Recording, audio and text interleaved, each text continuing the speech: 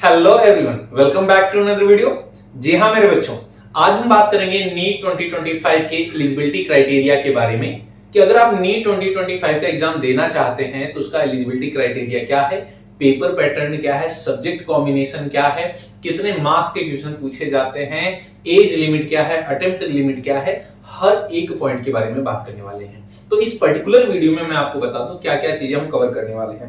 Number 1, हम देखेंगे कि सब्जेक्ट कॉम्बिनेशन क्या है, यानी आप क्लास 12th में हैं, 11th में हैं, तो अगर आप नीट का एग्जाम देना चाहते हैं तो आपके कौन कौन से सब्जेक्ट होने चाहिए। ठीक है। दूसरी चीज हम जानेंगे कि कैटेगरी वाइज आपका कितना परसेंट होना चाहिए क्लास 12th में।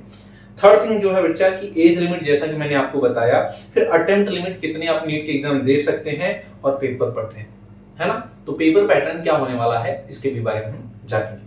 अच्छा, सबसे पहले अगर हम बात करें सब्जेक्ट कॉम्बिनेशन एंड 12% के बारे में, तो मैं आपको बता दूं सब्जेक्ट कॉम्बिनेशन में आपको फिजिक्स, केमिस्ट्री, बायोलॉजी या फिर बायोटेक्नोलॉजी और इंग्लिश सब्जेक्ट आपका होना चाहिए क्लास 12th में। या फिर मैं आपको बता दूं अगर आपका मैथ भी है क्लास 12th में तो as a additional subject biology होना चाहिए। क्लियर है बच्चों, ये चीज आपको ध्यान रखनी है। और अगर आप कैटेगरी की बात करें आप कि अगर आप जनरल कैटेगरी से बिलोंग करते हैं तो एग्रीगेट आपके थ्योरी प्लस आपके प्रैक्टिकल मिला करके एग्रीगेट आपके 50% होने चाहिए। ठीक है, तभी आप एलिजिबल माने जाएंगे नीट एग्जाम देने के लिए। और अगर आप रिजर्व कैटेगरी यानी ओबीसी, एससी, एसटी से बिलोंग करते हैं उस केस में आपका 40% होना चाहिए। क्लियर है। और अगर आप पीडब्ल्यूडी यानी पर्सन विद डिसेबिलिटी है, यानी अगर आप विकलांग हैं उस केस में 45% एटलीस्ट आपका होना चाहिए एग्रीगेट। क्लियर है बच्चों। वहीं आगे हम बात करें कि इस एज लिमिट क्या होगी, ये बड़ा फैक्टर है। तो मैं आपको बता दूं एज लिमिट दो होती है बच्चों, एक होती है मिनिमम, ठीक है, एक होती है मिनिमम और दूसरी होती है मैक्सिमम। ठीक है। तो मिनिमम की अगर हम बात करें तो मिनिमम आपकी एज लिमिट होनी चाहिए 17 ईयर। ठीक है, 17 ईयर्स होनी चाहिए।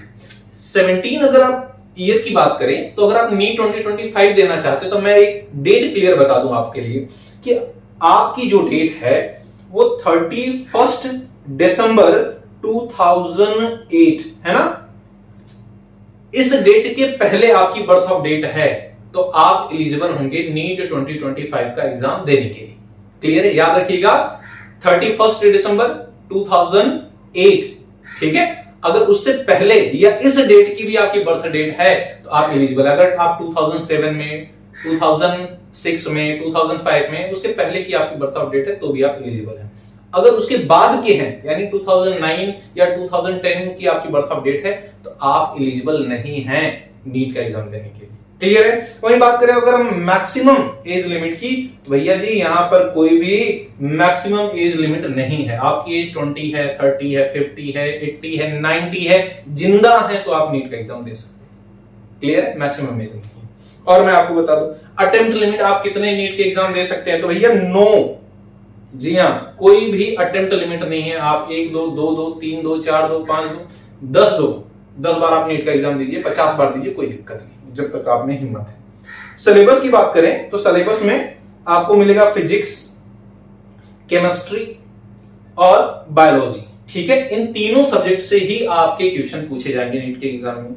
वहीं अगर बात करें पेपर पैटर्न के बारे में, बड़ा इंटरेस्टिंग है sir paper pattern. Paper pattern में अगर हम बात करें तो टोटल 720 मार्क्स है ना, 720 मार्क्स के क्वेश्चन आएंगे।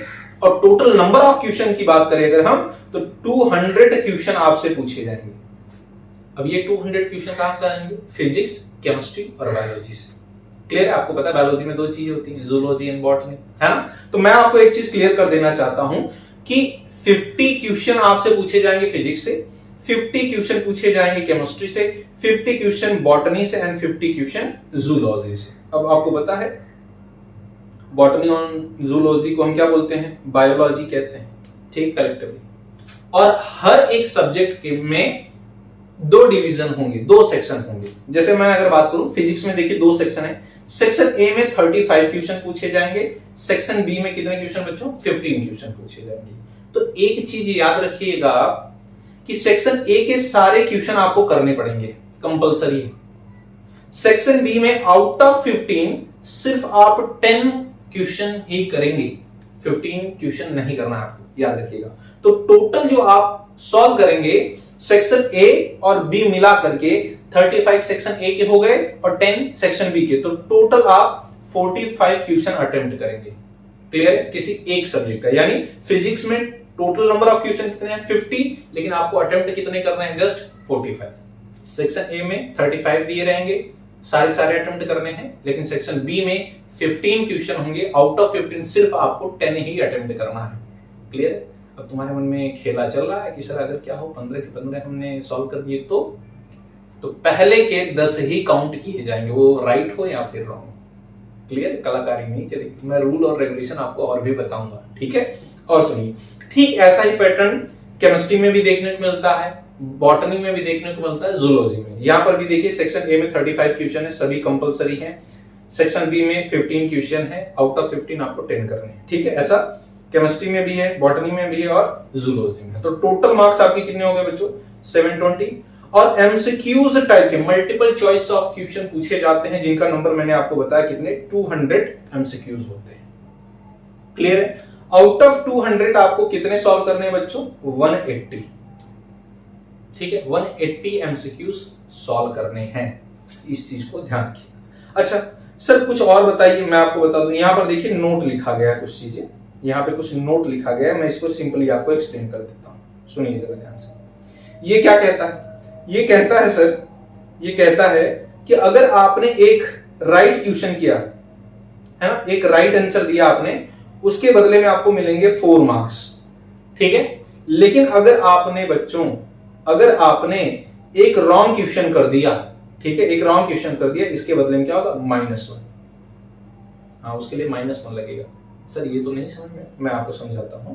अगर मैं ये बोल दूं, जैसे समझो तुम, अगर मैं आपको ये बोल दूं कि सपोज करो आपने 10 क्वेश्चन है जो करेक्ट कर दिए, हर एक क्वेश्चन के लिए कितना? 4 मार्क्स। तो 10 आपने करेक्ट किए हैं, हर एक क्वेश्चन के लिए 4 मार्क्स, तो टोटल आपको 40 मार्क्स मिल गए। ठीक है? लेकिन 2 क्वेश्चन सपोज करो आपने रॉन्ग कर दिए हैं, है ना, 2 क्वेश्चन है जो आपने रॉन्ग कर दिए हैं, तो 2 क्वेश्चन के लिए आपको, हर एक क्वेश्चन के लिए, रॉन्ग क्वेश्चन के लिए कितना? -1। तो 2 इंटू -1 कितना हो जाएगा? -2। तो अब क्या होगा, जो आपका राइट वाला है उसमें से -2 कर दिया जाएगा, 2 नंबर काट लिए जाएंगे, तो आप क्या होगा? टोटल 40 - 2, तो आपका जो टोटल मार्क्स आएगा वो कितना हो सकता है? 38। बस एक एग्जांपल दे रहा हूं, टोटल तो 720 मार्क्स का होता है। समझ पा रहे हैं बच्चों? बिल्कुल। और इसी तरह की वीडियो पाने के लिए, हमारे साथ नीट पढ़ने के लिए आप हमारे चैनल को सब्सक्राइब कर सकते हैं। बस बहुत जल्दी ही नीट की मैं बैचेस स्टार्ट कर रहा हूं, आप हमारे साथ लाइन टू लाइन एनसीईआरटी पढ़ सकते हैं। बहुत सारी ट्रिक दे सकता हूं मैं आपको, और ऑलरेडी है मेरे पास, मुझसे बच्चों ने ली। ठीक है? और बहुत सारी हेल्प हुई होगी। ठीक है? एनसीईआरटी की हर एक लाइन को एक्सप्लेन करूंगा, आपको ट्रिक दूंगा, जिससे कि पूरा का पूरा एनसीईआरटी बहुत ही इजी हो जाएगा। ठीक है? आप हमारे साथ जुड़ सकते हैं, हमें सपोर्ट कर सकते हैं। बाकी मिलते हैं आपसे नेक्स्ट वीडियो में। किसी भी पर्टिकुलर डाउट हो टॉपिक में तो आप हमें कमेंट सेक्शन में बताइए। ठीक है? क्या बोल रहा हूं? ठीक है? चलो समझ तो वह ही हो गया। ठीक है? तो कमेंट सेक्शन में आप मेंशन करिए, मैं उस पर्टिकुलर टॉपिक पर वीडियो बनाकर आपको प्रोवाइड करूंगा। बाकी मिलते हैं आपसे नेक्स्ट वीडियो में एक नई इंफॉर्मेशन के साथ। तब तक के लिए जय हिंद।